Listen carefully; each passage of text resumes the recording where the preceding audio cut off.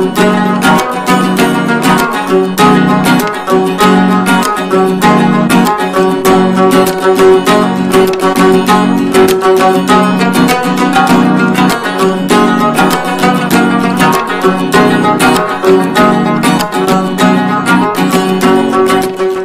And welcome to MATV Kashmir in focus. नाजरीन, जैसा कि आप जानते हैं, हम अपने प्रोग्राम में आपको पाकिस्तानी कब्ज़े वाले जम्मू कश्मीर और पाकिस्तानी कब्ज़े वाले गिलगित बल्तिस्तान से मुतालिक जानकारियाँ देते हैं। इसके अलावा जम्मू कश्मीर यूनियन टेरिटरी और लद्दाख यूनियन टेरिटरी से मुतालिक भी अगर कोई ऐसी जानकारी हो जो हम समझें कि आपके साथ शेयर करना ज़रूरी है, तो वो भी हम आपके साथ शेयर करते हैं। आज आप बैकग्राउंड में जो तस्वीर देख रहे हैं नाजरीन, ये डल लेक की है, जिसे डल झील भी कहा जाता है, जो कश्मीर में है।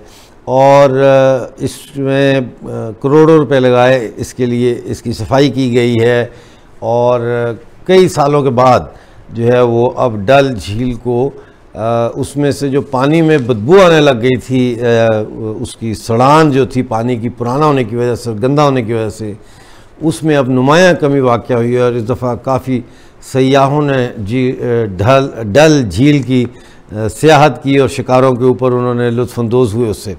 नाजरीन, मैं आपको लेके चलना चाहता हूँ पाकिस्तानी कब्ज़े वाले गिलगित बल्तिस्तान में, जहाँ पे इस वक्त जो मार्बल लीज़ है जो गैर मकामी शख्स को दी गई थी, उसके ख़िलाफ़ धरना जो है वो जारी है। और ईद वाले दिन भी धरना दिया गया। और चूँकि ईद का ज़िक्र हुआ तो मैं अपने तमाम मुसलमान दर्शकों को बिलेटेड ईद मुबारक ज़रूर कहना चाहूँगा, क्योंकि ईद के दिन हमारा प्रोग्राम नहीं हुआ, आज है, तो सबको हमारी तरफ से बहुत बहुत ईद मुबारक। नाज़रीन, 4300 एडहॉक मुलाजमीन जो हैं, उन्होंने अपनी परमानेंट ना किए जाने के ख़िलाफ़ जो है वो पाकिस्तानी कब्ज़े वाले जम्मू कश्मीर के शहर नीलम में बड़ा एहतजाजी मुजाहरा किया है। इसके अलावा भिम्बर शहर जो है POJK का, वहाँ पे भी OPD जो है वो आज तीसरा हफ्ता है कि वो बंद है। और डॉक्टरों ने कहा है कि सरकार ने मुआहदे के तहत बजट में हमारे लिए कोई फ़ंड नहीं रखे। इसके अलावा नाजरीन, मैं आपको ये बताता चलूँ कि पाकिस्तानी कब्ज़े वाला जो गिलगित बल्तिस्तान है वो सैलाब की जद में है और वहाँ पे बड़े ख़तरनाक किस्म के सैलाब आए हैं, जिसकी वजह से खड़ी फसलों को नुकसान पहुँचाया है। बेशुमार वाटर चैनल्स जो हैं वो डैमेज हो गए हैं। एक पावर स्टेशन जो है वो भी उसको भी बड़ा नुकसान पहुँचा है। और जैसा मैंने बताया, खड़ी फसलें जो है वो तबाह व बर्बाद हो गई हैं, जिसकी वजह से एक गंदम का जो बुरान चल रहा है वो मज़ीद संगीन होगा। गंदम के बुरान का ज़िक्र हुआ नाजरीन, तो मैं आपको ये बताता चलूँ कि पाकिस्तान ने गिलगित बल्तिस्तान की जो गंदम है उसके कोटे में 3 लाख बोरी की कटौती की है। और उस कटौती की वजह से नाजरीन अब सूरत हाल ये है कि गिलगित बल्तिस्तान में आटे का बुरान संगीन होता जा रहा है। इसी हफ्ते महकमा खुराक जो है, फूड डिपार्टमेंट, उसने डीलरों के कोटे में नुमायाँ कमी कर दी है। वो जो गेहूँ डीलरों को देते हैं और फिर वो डीलर चक्की से पिसवाते हैं और फिर वो आगे डेपोज़ में दिया जाता है। नाजरीन, इसके अलावा रैशनिंग कर दी गई है और ईच फैमिली जो है, यानी फ़ी फैमिली, उसको सिर्फ 40 किलो आटा पर मंथ दिया जाएगा। और ये इंतहाई कम है। आटा जो है वो गिलगित बल्तिस्तान के लोगों की स्टेपल डाइट है। तो अब एक थैला जो है वो मिलेगा महीने का 40 किलो का पर फैमिली। तो अब इससे लोग कह रहे हैं कि आने वाले दिनों में गिलगित बल्तिस्तान में जो है वो फाकों की सूरत हाल पैदा हो जाएगी। और ये कोई पहली दफ़ा नहीं है कि गिलगित बल्तिस्तान और POJK में ये नौबत आई हो। पिछले 2 साल से जो हम रिपोर्टिंग आपको पेश कर रहे हैं, उसमें कई मरतबा हम आपको बता चुके हैं कि लोगों के पास आटा नहीं है और फाके की नौबत आ गई है। ख़ास तौर पर पेंशन्स और जो एडहॉक मुलाजमीन हैं या ऐसे मुलाजमीन जिनको कई महीनों से, जैसे फॉरेस्ट डिपार्टमेंट के मुलाजमीन हैं, उनको कई महीनों से तनख्वाहें नहीं मिलती, ऊपर से आटा भी नहीं है, तो ऐसे घरों में जो है वो फाके जो है वो आ जाते हैं और फिर लोग तंग आके और पैसे ना होने की वजह से अपने बच्चों को स्कूलों से भी उठा लेते हैं। नाज़रीन, एक रिपोर्ट मेरे सामने है जो आबदा खानम ने लिखी है। ये सिल्वर मेडल होल्डर हैं, इन्होंने MSc की है, क्लाइमेटोलॉजिस्ट हैं ये, और इन्होंने एक आर्टिकल लिखा और उसके अंदर इन्होंने कुछ तफसील बताई है गिलगित बल्तिस्तान के हवाले से, और इन्होंने कहा कि ग्लेशियर फटने से होने वाली जो तबाही है उसको उन्होंने बयान किया कि 1 जुलाई को जो फ्लैश फ्लड्स जो आए हैं उनकी वजह से चमन-गुल, गुलमित और हुंजा में 3 पुल तबाह हुए हैं। इसके अलावा 5 जुलाई को तेज़ सैलाबी रेले की वजह से गज़र में जो है वो शेरकिला टाउन में तबाही मच गई और 6 लोग जान से गए हैं, इनमें 2 औरतें और बच्चे भी शामिल हैं। इसके अलावा इरिगेशन कैनाल्स जो है और कई इमारतें और फलों के बागात जो है वो नाजरीन बर्बाद हो गए हैं। आबदा खानम लिखती हैं कि 8 मई को ये जो 8 मई गुजरी है, शशपर ग्लेशियर जो है, शशपर ग्लेशियर के फटने से सैलाब ने हुंजा में, हसनाबाद में नाले को तबाह कर दिया और कराकोरम हाईवे जो है उसको, उस पर जो पुल है उसको भी शदीद नुकसान पहुंचा और वो इस्तेमाल के काबिल फ़िलहाल नहीं है। इसके अलावा एक कम्युनिटी सेंटर जो है, पूरे का पूरा कम्युनिटी सेंटर जो है वो सैलाब बहा के ले गया है। इसके अलावा उन्होंने माजी का भी फिर कंपैरिजन किया। उन्होंने बताया कि 30 जुलाई 2021 में 3 लड़कियां फ्लैश फ्लड जो होते हैं, यानी अचानक जो फ्लड आ जाते हैं, फ्लैश फ्लड्स में वो जान से गई थी पिछले साल। इसी तरह पिछले साल 9 जुलाई को दयामिर में सैलाब से दर्जनों अफराद यानी डजन्स ऑफ पीपल जो है एक्सक्यूज़ मी वो हलाक हुए। 8 मई 2021 को ग्लेशियर के फटने से हसनाबाद में दोबारा कराकोरम हाईवे जो है वो और आबादी बुरी तरह मुतासर हुई। 5 जनवरी 1910 का ये बता रही हैं कि बड़ी लैंडस्लाइडिंग की वजह से अताबाद में 23 किलोमीटर्स झील जो है वो बन गई, यानी पानी ब्लॉक हो गया लैंडस्लाइड की वजह से, और वो दरिया हुंजा का पानी रुकने की वजह से वहाँ पे 23 किलोमीटर्स झील बन गई। यानी आप सोच लें कि 23 किलोमीटर्स में जितने देहात थे, लोगों के घर थे, वो सब तबाह व बर्बाद हो गए, खेत, फसलें, और फिर वहाँ पे अब जो झील बनी उसका नाम रखा गया अताबाद झील। और इस जो ये 5 जनवरी 2010 को जो सैलाब आया था, इसकी वजह से नाजरीन उस इलाके की को बहुत ज़्यादा इकनॉमिक जो है वो मुश्किलात का सामना करना पड़ा और बहुत सारा जो है वो आज भी वो मुश्किलात दूर नहीं हुई। 30 नवंबर 2019 का उन्होंने ज़िक्र किया है कि सकरदू के गांव सदपारा में सैलाब आया और फलों के जो बागात थे, सड़कें थी, खड़ी फसलें थीं, वो सब जो है वो तबाह हो गई। इसी तरह से उन्होंने बताया है कि अगर प्लानिंग ना की गई ग्लेशियर्स को देख के और उनके फटने और सैलाब और इन चीज़ों को देख के अगर प्लानिंग ना की गई तो गिलगित बल्तिस्तान में आने वाले दिनों में जो क्लाइमेट चेंज के असरात हैं वो इंतहाई ख़तरनाक होंगे। नाजरीन, एक सर्वे हुआ है जो किया गया है गिलगित बल्तिस्तान में, पब्लिक ओपिनियन सर्वे, और उसकी रिपोर्ट मेरे सामने मौजूद है। उस रिपोर्ट में ये कहा गया है कि मकबूजा गिलगित बल्तिस्तान में पाकिस्तानी मिलिट्री और उसकी खुफिया एजेंसियों ने पूरे खित्ते में जासूसी का जाल बिछाया हुआ है। कौम परस्त यानी नेशनलिस्ट तहरीकें जो पाकिस्तान से अलहदगी चाहती हैं, उनके कारकुनों को अगवा किया जाता है, उन पर टॉर्चर किया जाता है, हत्ता कि उनको कत्ल भी किया जाता है, और लोगों के घरों में जाके जो एक्टिविस्ट हैं, ह्यूमन राइट एक्टिविस्ट हैं या सोशल एक्टिविस्ट हैं, उनके वालिदैन को, पेरेंट्स को जाके धमकियां दी जाती हैं कि और उनको हरासा किया जाता है कि अपने बच्चों को वो इस किस्म की एक्टिविटी से बाज रखें।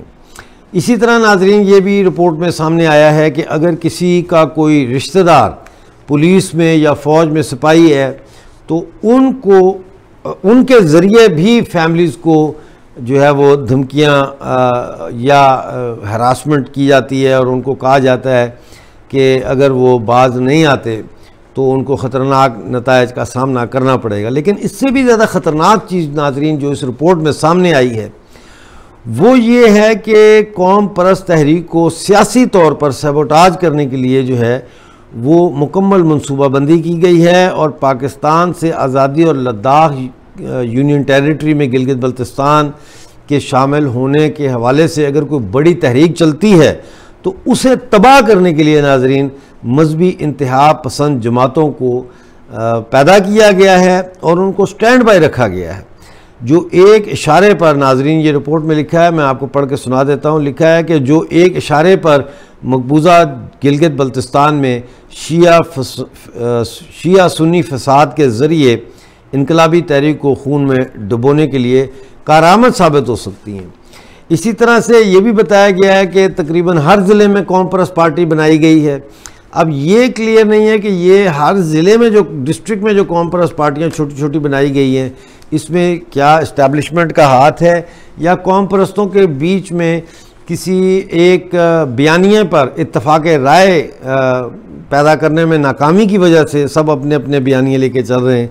लेकिन यकीनन ये कौम परस्त तहरीक की एक बड़ी कमज़ोरी है और ये ज़ाहिर करती है कि कौम परस्त तहरीक जो है वो बेशक पाकिस्तान के लूट मार को समझती है और पाकिस्तान से आज़ादी चाहती है, लेकिन अभी भी वो अपनी आगे मंजिल की जानिब जाने की सिमत में जो है वो तज़ब्ज़ब का शिकार हैं। तो रिपोर्ट में तज़िया किया गया है कि मकबूजा गिलगित बल्तिस्तान में भारत की यूनियन टेरिटरी लद्दाख से जुड़ने वाले सियासी कायदीन और कारकुनान ज़्यादातर ज़ेर ज़मीन काम कर रहे हैं और दिए से दिया जलाओ तहरीक का हिस्सा बन रहे हैं। तो ये एक रिपोर्ट थी जो मैं आपको पेश करना चाह रहा था, जो पब्लिक ओपिनियन सर्वे के हवाले से हमारे सामने आई है। नाज़रीन, इसी हवाले से मैं आपको ये बताऊं कि इस दफ़ा जो पाकिस्तानी कब्ज़े वाला गिलगित बल्तिस्तान जम्मू कश्मीर है नाज़रीन, वहाँ पे इस वक्त सड़कों की हालत बड़ी ख़राब है और इस जो है ये क्या से कहते हैं हेल्थ का मसला बहुत गंभीर है। पानी, आटा, बिजली, ये सारे मसाइल मौजूद हैं। तो इस हवाले से जो है वो लोकल बॉडीज़ के इलेक्शन होने वाले हैं जो तकरीबन 15-16 साल के बाद होंगे।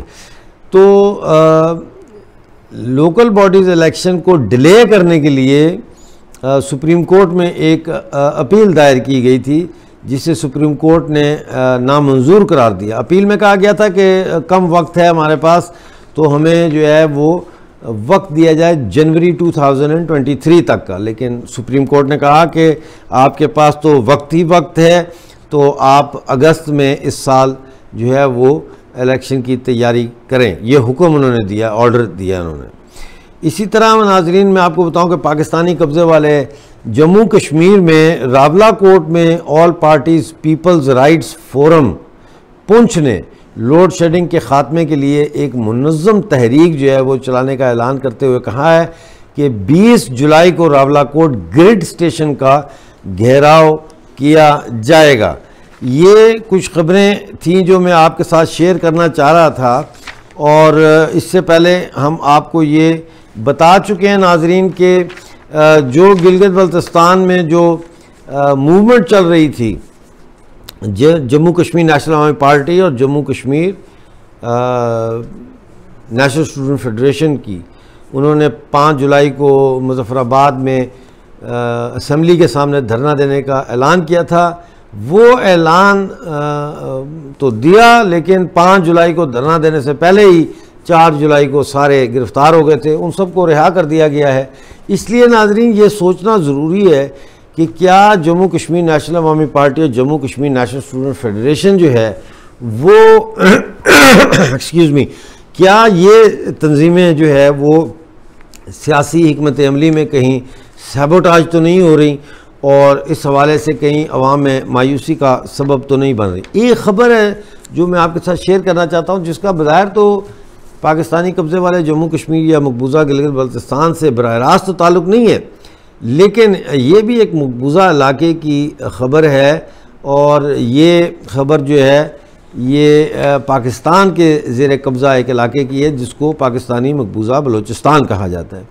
नाज़रीन, पाकिस्तानी मकबूजा बलूचिस्तान के बेशुमार लोग जो है वो इस वक्त ईरान में, आज़रबाईजान में और अफ़गानिस्तान में और उससे भी दूर जैसे कनाडा में, डेनमार्क में, स्वीडन में, बरतानिया में और जर्मनी में, कई मुल्कों में वो सियासी पनाहगज़ीन हैं और उनको जो है वो पाकिस्तान का खुफिया खात अक्सर निशाना बनाता रहता है। इसी वाले से ये कहा जाता है कि करीमा बलोच का जो कत्ल हुआ था या उनकी जो मृत्यु हुई थी वहाँ टोरंटो में समुद्र में डूब के, कहते हैं कि वो हलाक हो गई थी, उसके पीछे भी पाकिस्तानी खुफिया एजेंसियों का मुबैना तौर पर हाथ था। इसी तरह से साजिद बलोच जो स्वीडन में समुद्र में गिर के हलाक हो गए थे, उसके बारे उनकी जो वारदात है या जो वाक़या है उसके बारे में भी यही तसव्वुर है कि ये भी मुबैना तौर पर पाकिस्तान की खुफिया एजेंसियों की कार्रवाई थी। इसी तरह की एक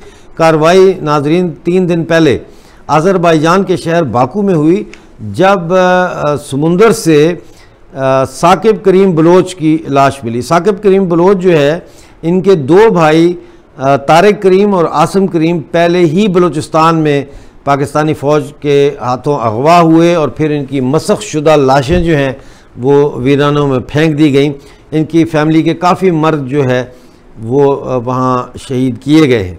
तो अब कहा यह जाता है कि उनकी लाश समुंदर से मिली है और कई तरह की कहानियाँ गढ़ी जा रही हैं, लेकिन ये तमाम वाक़यात जो है इसकी इनमें तरीका वारदात जो है वो ये है कि इन बलोच डिसीडेंट्स को या इन बलोच आज़ादी पसंदों को जो है वो डूब के मरे हैं। ये इनको समुंदर में, और वो भी समुंदर में डूब के मरे हैं। इतनी यख बस्ता सर्दी में जब बाकू के नज़दीक जो समुंदर है वहाँ अक्सर आइस जम जाती है समुंदर की सतह पर। तो मुझे नहीं पता कि साकिब करीम साहब वहाँ पे क्या लेने के लिए गए होंगे।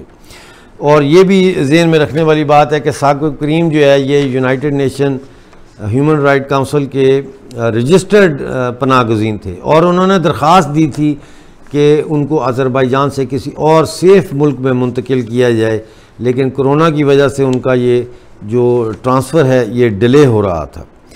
नाज़रीन, ये कुछ ख़बरें हैं। एक ख़बर और है मेरे पास पाकिस्तान से मुताल्लिक़ कि पाकिस्तान में इन्फ्लेशन रेट यानी अफरात ज़र जो है उसकी शरह 33.66% तक जा पहुंची है, जिसकी वजह से अब महंगाई जो है वो काबू से बाहर हो रही है। बलूचिस्तान नेशनल मूवमेंट ने नाज़रीन 2 दिन पहले और कल फिर जर्मनी में जो है मुज़ाहरा किया है बलूचिस्तान में जबरी गुमशुदगियों के वाक़यात के ख़िलाफ़, और वो काफ़ी एक्टिव हैं बलूचिस्तान नेशनलिस्ट मूवमेंट वाले, उन्होंने ये किया वहाँ पे। तो ये कुछ ख़बरें आपके साथ मैं शेयर करना चाह रहा था। और इससे पहले कि आपसे कोई और मैं बात जो है वो शेयर करूं, मैं चाहूँगा कि आपकी तवज्जो इस चीज़ की तरफ दिलाई जाए कि इस वक्त पाकिस्तानी कब्ज़े वाले जम्मू कश्मीर में लोड शेडिंग, पानी की किल्लत, गेहूँ की किल्लत, आटे की किल्लत, बिजली की किल्लत, खाने पीने की अशिया की किल्लत, इन चीज़ों की किल्लत जो है वो इस कदर ज़्यादा हो चुकी है कि अब लोग जो है वो मजबूरन पंजाब से ब्लैक में आटा ख़रीद रहे हैं। और इसी तरह से गिलगित बल्तिस्तान में नाज़रीन पेट्रोल गायब हो गया है, क्योंकि पेट्रोल की प्राइसेस जो है वो तकरीबन 300 रुपये पर लीटर को छू रही हैं इस वक्त। तो हो ये रहा है कि जो पेट्रोल पंप मालिक हैं वो उन्होंने पेट्रोल की सप्लाई बंद कर दी है आम जनता को, लेकिन रात के अंधेरे में पेट्रोल, डीज़ल और मिट्टी का तेल जो है वो ब्लैक में बिक रहा है। यानी एक तरफ रियासत जो है वो अवाम को लूट रही है और दूसरी तरफ नाजरीन ये जो प्रॉफिटियर्स हैं, जो क्राइसिस को अपने लिए अपॉर्चुनिटी समझते हैं मुनाफा कमाने की, अवाम को लूट मार करने की, दूसरी तरफ हमारी अवाम जो है वो इस लूट मार का शिकार है और इस लूट मार में फंसी हुई है।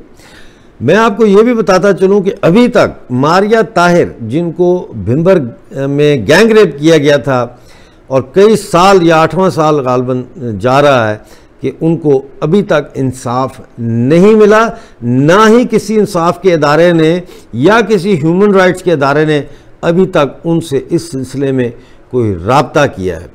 इसके अलावा आपको ये बता दूं कि सेफ्टी वॉल ना होने की वजह से मुसलसल हादसात गिलगित बल्तिस्तान और पाकिस्तानी कब्ज़े वाले जम्मू कश्मीर में ही नहीं बल्कि बलूचिस्तान में भी हो रहे हैं। और कल ही एक वाक़या बलूचिस्तान में हुआ है जिसमें तकरीबन 5 लोग गाड़ी के खाई में गिरने से अपनी जान से हाथ धो बैठे। इससे कुछ दिन पहले 19 लोग जो है वो हलाक हुए इसी तरह से रोड एक्सीडेंट में, क्योंकि गाड़ी नीचे गिर गई थी खाई में, क्योंकि सेफ्टी वॉल्स नहीं है। प्रायोरिटीज़ डिफरेंट है। एक ऐसी रियासत की प्रायोरिटीज़ डिफरेंट होती हैं जो हाकम रियासत हो, वो कॉलोनीज़ में इन्वेस्टमेंट नहीं करती। यही वजह है कि हम देखते हैं कि Indian union territory Jammu Kashmir में नाजरीन भारतीय सरकार ने इस साल का जो बजट दिया है वो 1.4 लाख करोड़ है। 1.4 करोड़ नहीं है, 1.4 लाख करोड़ है। और इसी तरह लद्दाख में जो गिलगित बल्तिस्तान के साथ लगता है और आने वाले वक्त में ज़रूर गिलगित बल्तिस्तान लद्दाख का हिस्सा बनेगा, उस लद्दाख की आबादी नाजरीन है 2,70,000, 2,70,000। और वो 2,70,000 की आबादी के लिए भारतीय सरकार ने कितना बजट दिया है, आप सुन के चौंक जाएंगे। तकरीबन 6,000 करोड़ का बजट दिया है। नाजरीन, लद्दाख में इस वक्त कोई ऐसा गांव नहीं है जो भारतीय सरकार की कनेक्टिविटी की पॉलिसी के तहत सड़कों के जाल के ज़रिए जो है वो आपस में जुड़ा हुआ ना हो।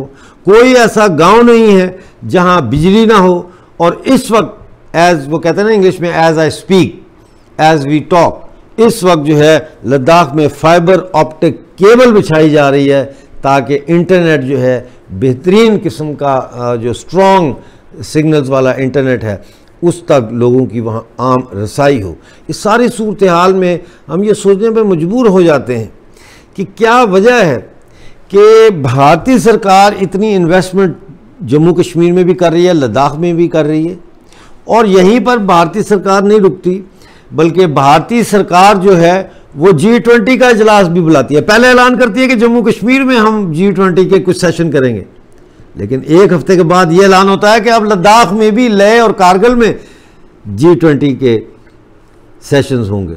नाजरीन, ये सब चीज़ें POJ के और POGB के लोगों के लिए लम्हा फ़िक्र हैं, यानी फ़िक्र करने का नहीं लेकिन सोचने का ये लम्हा है। नाजरीन, आज का शो देखने का बहुत शुक्रिया। अब आपसे होगी मुलाकात थर्सडे को लंदन टाइम 6:30 बजे। उस वक्त तक के लिए डॉक्टर अमजद मिर्ज़ा को इजाज़त दीजिए। जय हिंद।